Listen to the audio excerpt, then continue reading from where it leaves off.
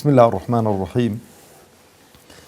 الحمد لله رب العالمين، والصلاة والسلام على أشرف الأنبياء وخاتم المرسلين محمد وعلى آله وصحبه وسلم. ربنا هب لنا من لدنك رحمة وهيئ لنا من أمرنا رشدا. ربنا أرنا الحق حقا وارزقنا اتباعه، وأرنا الباطل باطلا وارزقنا اجتنابه. ربنا اغفر لنا ذنوبنا وإسرافنا في أمرنا وثبت أقدامنا وانصرنا على القوم الكافرين آمين. بینەرانی بەڕێز و خۆشەویست، مسلمانانی ئازیز، سەلام و ڕەحمەتی خوای پەروەردگار بڕژێ بەسەر هەمولایەکماندا. خوای پەروەردگار عاقبەت خێرمان بکا، سەربەرز و سەرفرازی دنیا و قیامەتمان بکا، داهاتومان لە ڕابردوومان باشتر بکا، بە مسلمانی بمان ژێنێ، بە مسلمانی بمان برێنێ، بە مسلمانی زیندیمان بکاتەوە ئینشاء الله تعالى. خۆشەویستان، خۆشحاڵم کە لە بەرنامەی بەختەوەری بە خزمەتتان دەگەمەوە. خوازیارم خوای پەروەردگار تەبارەک و تەعالە ئەو بەرنامەیە بخاتە تەرازووی چاکەکانمان و تەرازووی چاکەکانمانی پێ قورسکە و عاقبەت خێرمان بکات و سەربەرز و سەرفرازی دنیا و قیامەتمان بکات. دیارە گەیشتینە دوایین حەڵقەی بەرنامەی بەختەوەری، کە دوایین حەڵقەیە لە خزمەتتاندا پێشکەشی دەکەم. خوازیارم خوای پەروەردگار بەختەوەرمان بکە لە دنیا و دوا ڕۆژدا و هەوڵ دەین ئەو تەمەنە کورتەی کە خوا پێی داوین لە دنیادا بە بەختەوەری بژین، و لە سەرەتاش کە پێم ڕاگەیاندن بەختەوەری ڕاستەقینە ئەوە کە ئینسان خوا بناسێ، بە دوای پێغەمبەر کەوێ عەلەیهی سەڵات وسەلام، خوا و پێغەمبەری خوای لە هەموو شتێک لە نەفسی خۆی خۆشتر بوێن و بە دوای شەریعەتی خوا بکەوێتن. خۆی خۆشەویستانم بەدبەختی ئەو خەڵکەی ئەمڕۆ لەسەر ڕووی زەوی دەژی کە بەدبەختی زۆر ڕووی تێکردوون، قەناعەت بکەن هەمووی هۆکاری ئەوەی خەڵک پشتی لە شەریعەت و لە بەرنامەی خوا کردووە. ئایەتی خوای پەروەردگارە، قسەی خوای پەروەردگارە، دەفەرمێ ومن أعرض عن ذكري فإن له معيشة ضنكا ونحشره يوم القيامة أعمى قال رب لم حشرتني أعمى وقد كنت بصيرا قال كذلك أتتك آياتنا فنسيتها وكذلك اليوم تنسى. ئەگەر بە وردی تەماشەی ئەو ئاەتەی خوای پەروەردگار بکەین، زۆر ڕاشکاوانە خوای پەروەردگار عقوبەی ئەو کەسانەی دیاری کردووە کە بە دوای شەریعەتی خوا ناکەون. ومن أعرض عن ذكري فإن له معيشة ضنكا، مەبەستی دنیاە. معیشەتی ضنک ئەوەیە وەکو کردەواری خۆمان دەڵێ ئینسان خێر و خۆشیان لە خۆی نەبینیتن، بەختەوەر نەبیتن، شادومان نەبیتن، هەر ڕۆژەی بەڵاو موسیبەتێک لە دەرگەی دەداتن. ئەمڕۆ تووشی نەخۆشیێکی درێژخایەن دەبێ، بەیانی منداڵەکەی کەتنێک دەکاتن، سێ بەیانی بۆ بن قەرزان دەکەویتن، چوار بەیانی ڕادەکاتن تووشی شەڕ و کێشی و مهم خێر و خۆشی لە خۆ نابینی ئەو کەسەی کە بە دوای شەریعەتی خوا ناکەوێتن. مرتاح نییە، بەلای کەمی مرتاح نییە، ئاسوودە نییە. بۆ؟ چونکە خوای پەروەردگار دەفەرمێ ئەلا بذیکری الله تطمئن القلوب. بەس بە زیکر و ویردی خوای پەروەردگار ئینسان دڵی ئۆقرە دەگرێ، ئاسوودە دەبێ، بەختەوەر دەبێتن. لە قیامەتیشدا خوای گەورە پەناماندا دەفەرمێ وەنەحشوره یەومە القیامەتی ئەعما. لە دوا ڕۆژیدا دەفەرمێ بە کوێری حەشری دەکەین. پرسیار دەکات، دەڵێ خوایە خۆ من کوێر نەبووم. ئەسڵەن لە دوا ڕۆژدا خۆشەویستانی خۆم نەقوستانی نامێنێتن. ئاگاتان لەو خاڵی هەبێ، بەتایبەتی بۆ ئیمانداران، ئەوانەی کە لە دنیا کوێر بوون، شەل بوون، سەقەت بوون، نەخۆشیان بە هەمووی ساغ دەبنەوە. بەڵام تەماشە دەکەی بە پێچەوانەوە ئەوانەی کە پشتیان هەڵکردووە لە دینی خوا، بە دوای شەریعەتی خوا نەکەوتون، خوای گەورە بە کوێری حەشریان دەکات. پرسیار دەکەن، دەڵێن خوای ئەمە لە دنیا چاومان ساغ بوو، بۆ بە کوێرە حەشرمان دەکەی؟ دەفەرمێ کەذالک. یعنی چی؟ یعنی چۆن ئێوە چاوتان منهەج و بەرنامەی منی نەبینی، ئابە و شێوەش ئەو ڕۆواتانێ دەکەم کە بەرپی خۆشتان نەبینن، بە دوای شەریعەت نەکەوتن، بە دوای پەیامی من نەکەوتن. ئەم پرسیارێک لێرە کە زۆر پێم خۆشە بە کورتی هەڵوەستەی لەسەر بکەم. ئینسان خوای گەورەوە خەڵقی کردووە، پێویستی بەخوایە، پێویستی بە پەرستراوە. پێویستی بە مەنهەجێکە دەبێت بە دوای کەوێتن. جا ئەو خوایان دەبێت بە دوای خوای حەق بکەویان بە دوای خوایەکی مزەوەر و خوایەکی داتاشرا و پەرستراوێکی بەناحەق بکەوی. کامەی ویهیمترە و کامەی باشترە. طبعا ئەوەی کە عەقڵی هەبێ بە دوای خوایەکی ڕاستەقینە و خوایەکی حەق و خوایەکە خالقی شەو و ڕۆژ و بەدیهێنەر و ئەرز و ئاسمان و خاوەنی هەموو فەضائیل و بەخششێکە کە بەسەر بەشەریەتیدا باراندووە. بەڵام ئەوانەی دیکەی کە لە جیاتی خوا دەپەرسترێن چیان کردو بۆ بەشەریەت، چیان کردو بۆ چیان لەبەردەستە هیچ. ئەوجا ئینسان پێویستی بە مەنهەج و بەرنامەیەکە بە دوای کەوێ. وەرە تەماشەکە ئێستا ئەو خەڵکەدا بەش بووە بەشێکی بە دوای بەرنامەی خوا کەوتە خوای گەورە لەوانەمان حیساب کە ئەوانەی تری هەمووی بە دوای مەنهەج و بەرنامەیەکی دەستکرد کەوتوون. چونکە ئینسان بەبێ چۆن دەڵێ بەبێ بەرمەجە و بەبێ کەتەلۆک ئینسان بەڕێیە داناڕوە. باشترین بەرمەجە و کەتەلۆک شێوەیە کە خوا بۆی داناوی، کە خوا بۆی داناوی. ئەگەر بە دوای ئەوە نەکەوی بە دوای بەرنامەیەکی دەستکرد کە ئینسانی چۆکو تۆ دایناوە. ئەو بەرنامە دەستکردانەی کە دانراون خۆشەویستانی خۆم حەز و ئارەزوو و قەرابە و خزمایەتی و ئەوانە هەمووی تەسیری تێدەکات. بەڕۆژ تەماشای قانونی وەزعیکەن لەو وڵاتانەی کە ئەمڕۆ زۆربەی زۆری هەمووی مەگەر بە ئیستیثنا چەند وڵاتێکی کەم هەمووی خاضیع لە بۆ قانونی وەزعی بە دوای مەنهەجێکی دەستکرد کەوتووە. ئەو قانونە وەزعیە، ئەو قانون و یاسایانەی لەو وڵاتانە دەردەچن هەمووی بۆ بەرژەوەندی دەسەڵاتدارانە. لە چوارچێوەی بەرژەوەندی دەسەڵاتداران قانون و یاساکان دەردەچن. بەسی خواوانیە تەبارەک و تەعالە. قانون و بەرنامەی خوای پەروەردگار بۆ سەر تێکڕای بەشەریەتە، فەرق و جیاوازی بە هیچ کەسێک ناکات. لەبەرەوە تەماشا کە پێغەمبەر چ دەفەرمێ عەلەیهی سەڵات وسەلام، ناڵێ وەڵا جات و کەیفی خۆتە چی دەکەی بیکە و هەرچی بکەیەتەوە. لەبەرەوەی پێغەمبەری دەفەرمێ لەئین ئەشڕەکتە لەیەحبەطەنە عەمەلوک، ئەگەر شرک بەرپا بکەی بۆ خوا کردەوەکانت پوچەڵ دەکەمەوە ئەی موحەممەد عەلەیهی سەڵات وسەلام.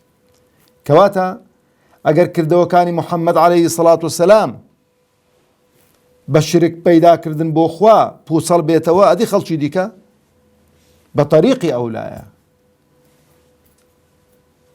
ئیبراهیم عەلەیهی سەڵات وسەلام بابی پێغەمبەران عەلەیهیمو السەڵات وسەلام کە خوای گەورە زۆر سایشی کردووە لە قورئاندا، ئەو دوعا دەکا لە خوا دەپار و دەڵێ خوایە بمان پارێزی بتو سەنەم و شوارە نەپەرستین. ئەدێمە دەبێت بکە دەبێت بەردەوام دوعا بکەی. ئەوجا ئینسان خۆشەویستانم لەو بەرنامەیە کە دوایین بەرنامەی وتم لە خزمەتتاندام هەوڵ دەین ئەو بەختەوەری ڕاستەقینە بۆ خۆمان دەستەبەرکەین. ئەو بەختەوەری ڕاستەقینەش وەکو گوتم بەچی دەستەبەر دەکرێت بە تەوحید و بە یەکتاپەرستیەکی جوان و ڕێک و پێک. ئەوجا هەموو نیعمەتەکانی دیکە چ بە خۆشی و ناخۆشی ئاگاتان لێبێت. ئینسانی ئیماندار ئەگەر ئەهلی تەوحید بوو، ئەهلی یەکتاپەرستی بوو، ئەگەر هەموو ژیانیشی نەخۆشی بێ لەسەر جێگا تاموچێژ و لەزەت لەو نەخۆشیە دەکا پێم خۆشە بزانن چۆن. ئەدی ناڵێ قالب ساغی یەکێکە لە هۆکارەکانی بەختەوەری با. بەڵام گوتمان سەر تۆپی هەموو بەختەوەریەکان چییە؟ تەوحید و یەکتاپەرستیە. حاڵی بوونە لە ئەو کەونە، حاڵی بوونە لە خۆت ناسینی خوایە. ئەگەر ئینسان موحید بوو، یەکتاپەرست بوو، ئەگەر لەسەر جێگاش بوو هەموو ژیانی بە نەخۆشی بەسەر بەرد، ئەو ئینسان هەر بەختەوەر دەبێت. بۆ چکە پاداشتی نەخۆشیەکەی لەبەر چاوە، دەزانی ژیانی دنیا ژیانێکی موقەتە، ژیانێکی کاتیە، چاو لەسەرێک دانێتن دەست بە خۆشیەکان دەکرێت. کەواتە ناخۆشیەکانیش چ دەکات؟ تەلەذذی پێ دەکاتن، لای شیرن دەبن، لای خۆش دەبن، دڵی پێخۆشە بەچ بە پاداشتەکەی. ئەوجا ئاخیر خاڵمان لە خاڵەکانی بەختەوەریت کە کۆتایی بەرنامەکەشە چێ خەوە وانە باز زۆرش ماکەوزار کاورا کە خەوت کۆتایی بە هەموو شتێکی دێت. لەوانەیە بڵین باشە خەو بۆ بەختەوەریە، قەنەعات بکەن قیمەی بەختەوەری خەوە. ئەنگۆرن تەماشەکەن بپرسن ئیوایە جیرۆدە بۆ دەڵێ شەوێ 2 ساعت 3 ساعتان لەسەر جێی خۆ وەرجێر و وەرجێر دەکەم هەڵجێر و وەرجێر دەکەم خەوم لێ ناکەویت چەند ناڕەحەت دەبێ تێرخەو نابیتن لە کاتە زێڕینەکان خەوی لێ ناکەویتن کاتە زێڕینەکانی خەو کەنجینە لە دوای بانجی عیشایە ئەگەر ئیشت نەبوو ئێستاش هەندێک پیرەمێردمان خوای گەورە بەرەکەت باوێتە تەمەنیان پیرە ژنمان خوای گەورە بەرەکەت باوێتە تەمەنیان عادەتیانە نوێژی عیشایەیان کرد ئیسراحەتێکی گچکە دەکەن و بۆ خۆ لێ دەخەون پێش نوێژی بەیانی هەڵدەستنەوە قۆڵی مەردایەتی لێ هەڵدەکەن و دەست بە شەو نوێژان دەکەن دەست بە دوعا و پاڕانەوە دەکەن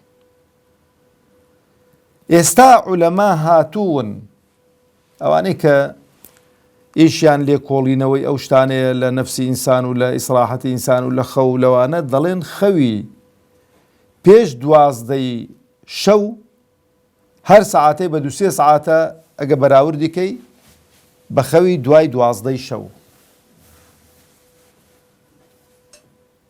و ئەگەر لە دوای نوێژی بەیانیش نەنوویەوە مەگەر خوا دەنا پارێزراو دەبی لەو جەڵتە و مەڵتە و ئەو بەزم و ڕۆزمەی کە باز دەکرێت ئەمڕۆکە ئێدە تەماشەکەن پێغەمبەرێکی نەخوێندەوار عەلەیهی سەڵات وسەلام ئەوەی کە ئێستا دکتۆرەکان بە تاقیکردنەوە بە تەجروبە و بەوانە پێیگەیشتون پیاوێکی نەخوێندەوار لە جەزیرەی عەرەبی 1400 ساڵ ئەو شتانەی پێڕاگەیاندووی دەفەرمێ ئەگەر نوێژی عیشاتان کرد ئیشتان نەبوو بنوون ئیشێکی زەرورتان نەبوو بخەون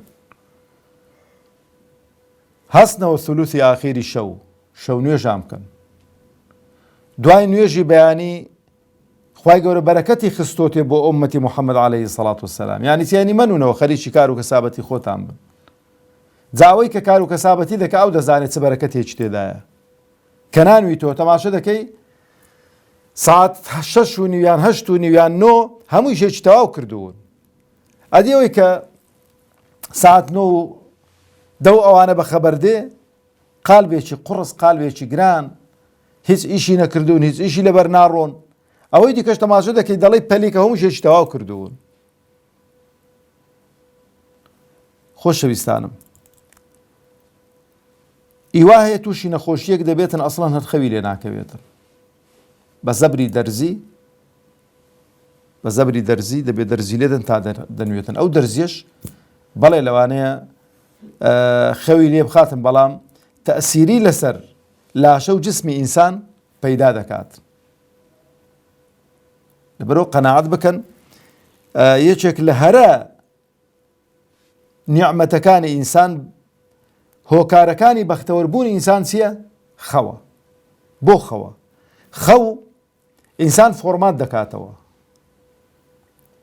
خەو ئینسان فۆرمات دەکاتەوە بەرمەجەی دەکاتەوە هێز و تااقەتت دێنێتەوە بەر مێشکت ئیسراحەت دەکا بۆ چکە هەموو شتێک لە سلۆری ئیش دەکاتن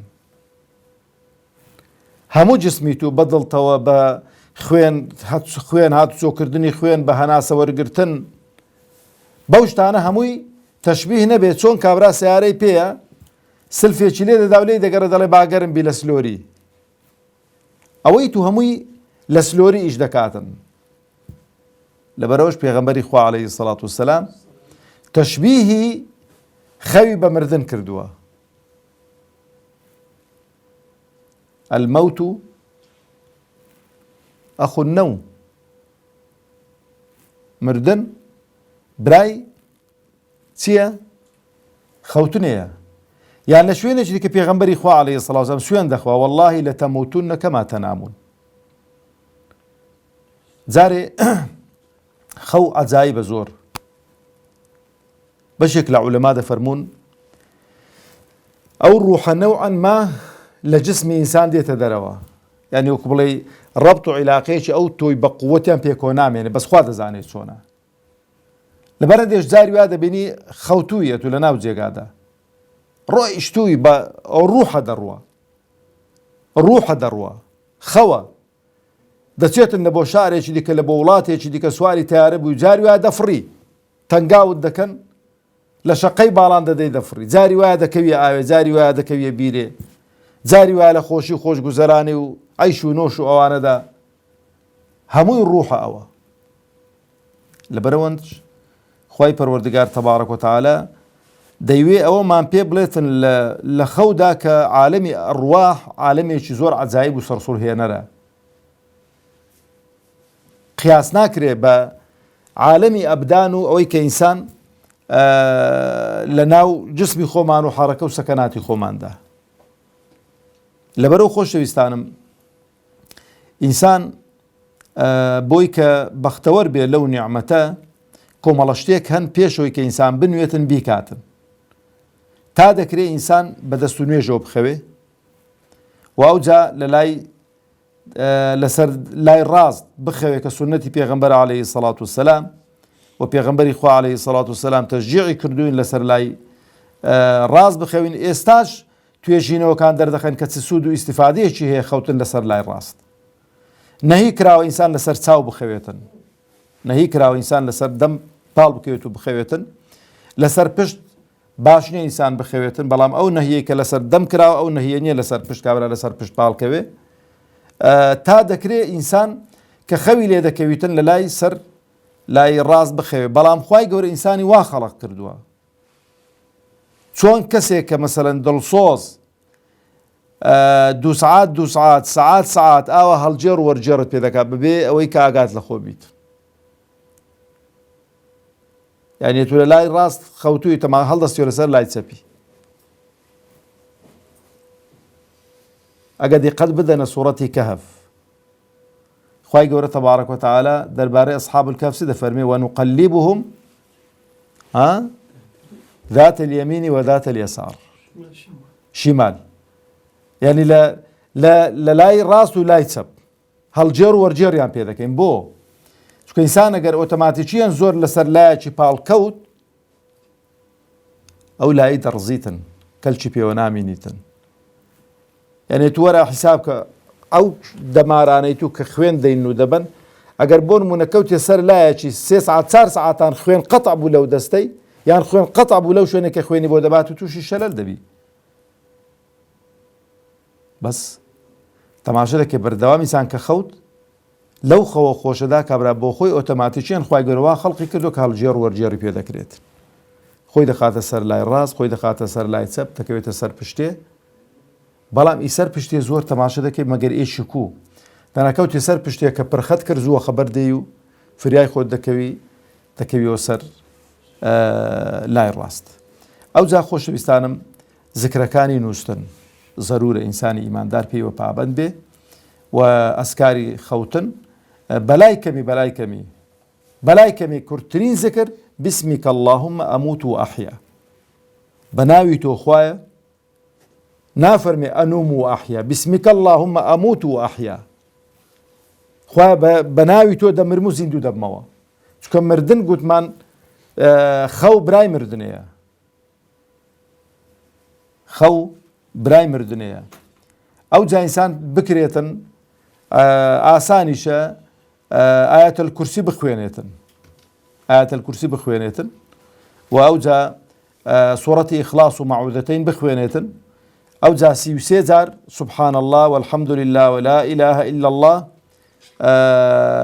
سبحان الله والحمد لله والله أكبر آخری بە لا إله إلا الله تەواو بکاتن بە 100 جارەکەی ئەوە سنەتی پێغەمبەرینە عەلەیهی سەڵات وسەلام و هەر کاتێکی ئینسان لە خەودا خەوێکی ناخۆشت بینی خەوەکە بۆ کەس مەجێڕەوە هەستای شوێنی خۆت مەسەلەن گە لەسەر لای چەپ بووی خۆ بکە سەر لای ڕاست لەسەر لای ڕاست بخۆ بکە سەر لای چەپ و بڵێ ئەعوذ بالله من الشەیطان الرەجیم سێ تفی سووک لە لای چەپی خۆت بەڵام نەکۆ چ کابرای گوتی پیاو ئەو بکاتن دەبینی لە لای چەپی ئەمە هەموو جارێت بۆ خۆشیوە دەڵێم دەبینی خێزانە خۆشەویستەکەی یان خێزانە خۆشەویستەکەی مێردە خۆشەویستەکەی لێ تەنیشتە خەوێکی ناخۆشی بینی و هەڵدەسیتەوە سێتفانی پێدا کە کابرا بە خەوێتە شەڕیان دەبێ بزانی کە چۆن سێتفەکەی ڕوو دەکاتن هەر ئاوا ینی هەرگە خوێزەکەش نێتە دەرەوە تەبیعیە بەسەر ئەوە بێتن ئەوە بوو خۆشەویستانم ئەو چەند هەڵقەی لە خزمەتتان بووم لە بەرنامەی بەختەوەری خوای گەورە بەختەوەری دنیا و قیامەتمان بکەوە لە خوای گەورە دەپاڕێمەوە ئەو بەرنامەیە بخاتە تەراز و حەسەناتمان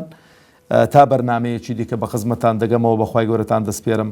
والسلام عليكم ورحمة الله وبركاته.